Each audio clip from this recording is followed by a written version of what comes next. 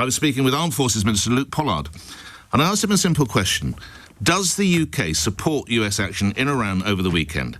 I asked for a yes or a no, and this is what came next. That's not one for me to comment on. We've been involved with but our you're the US Armed Forces colleagues. Minister. Why would you not have a view on armed intervention, as it were, in Iran? Well, as one of our deep security partners, we keep a regular dialogue with the United States. The US administration has been clear for some time that they were keeping all options on the table to deal with. It's a simple one, Minister. Are we for or against the American activity on the weekend? For or against? Well, the American activity has now happened. They've taken those steps to deal with the threat. And what we have, as a country, what we have been focused on over the past few weeks... You don't know whether we're supportive, whether we support or oppose it. You're not clear as to whether we support or oppose the action. They didn't get any better when we talked about Bryce Norton. Let's bring to the conversation Sir Grant Shapps, who until very recently was Defence Secretary, also held another number of senior posts within the government, joins me now. I sense I might get a little more candour, but here's me luck. Sir Grant, should we oppose or support the actions of the United States in Iran? Morning, sir. Morning. We should strongly support it. I mean, frankly, it's just a completely naive position from the British government in which they've given up all of our power and influence. They don't recognise right from wrong. And I think here's why. They think we're in a sort of Cold War situation. Remember MAD, mutually assured destruction. That's the basis upon which we never ended up with a nuclear bomb being dropped. Both sides knew it would obliterate the other, it would be MAD. Those deterrents don't apply to Iran's theocracy, who, welcome martyrdom. I mean, actually, they think it glorifies death as a route to paradise. Why do they care? If they have a bomb and everyone dies and humanity ends, they probably think they're onto a good thing, a route straight to paradise. And that is why Britain's got to stop fence-sitting on this. It's pathetic. I've never heard such sort of an appalling inability to simply state the country's position in what should be a very, very straightforward decision. Sir Grant, how does Sir Keir get out of this? Because he's not joining and he's not opposing. As you rightly say, he's sitting on an ever-narrowing fence. What does he need to do next? It must be painful, the fence he's sitting on. And, it's actually day by day becoming more and more embarrassing. And I think he's just, having to respond, or feels he has to respond to his own backbenchers and those independent MPs who, fundamentally, many of whom seem to agree with the basic principle that the Ayatollah actually believes in as well, which is the elimination of the state of Israel.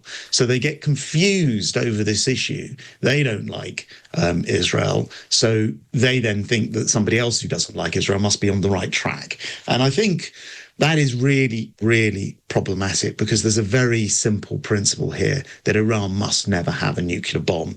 And you can't wish that away. You've got to, sadly, in this case, bomb it away. And so we should be supporting America in this action. It should be categorical. Had the privilege of speaking with the German ambassador earlier in the hour. I don't know whether you heard that, but we talked a little bit about NATO. The leaders meet in The Hague. NATO is an organisation you know very well. What do we need to hear? Yeah. Increased defence spending, this idea that American citizens should pay their tax to protect Europe rather than us paying for it. I mean, this is a familiar argument. You remember I was making speeches at Lancaster House and elsewhere whilst I was Defence Secretary, raising our defence spending, and we do need to protect ourselves. I mean, we need to look after ourselves. We're grown up. We're an old continent. There's no reason for it. So, that NATO does need to raise its defence spending. Very much welcome Germany's overall position, which is to, themselves, and I think Merz is the new German Chancellor is good on this. He's been more forward-leaning, as I think you pointed out to the German ambassador, who very diplomatically, obviously, didn't point out. Didn't want to trade punches over who were the punchier, whether it's Starmer or the Chancellor. Yes, indeed. It's definitely Chancellor Merz has really understood this situation.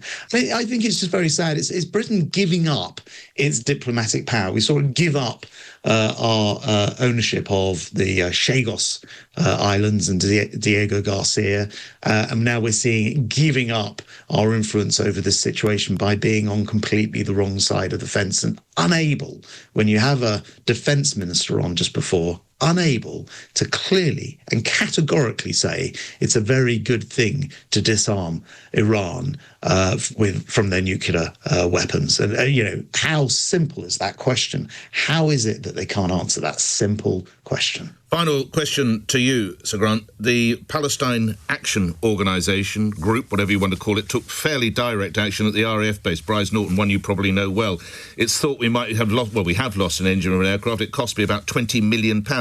Should this become a proscribed or banned organisation from the Home Secretary later today? Sir Grant Shapps. Yes. It should have already happened over the weekend. Why don't you like protests, Sir Grant?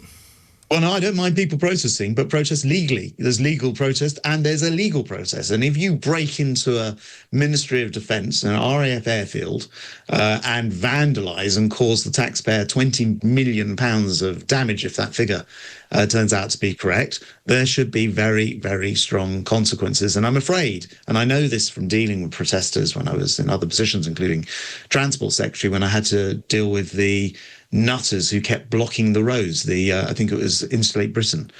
In the end, the only way to do this was to get them up on contempt of court charges and banged up in prison over Christmas, and it stopped. But before that, nothing else was actually stopping them from disrupting people's everyday lives. So no problem with protests. We live in a democratic country. Of course people should be able to protest. That is not the same as damaging military equipment, breaking into a base and causing £20 million of damage to taxpayers' pockets. So, just take real strong action on this.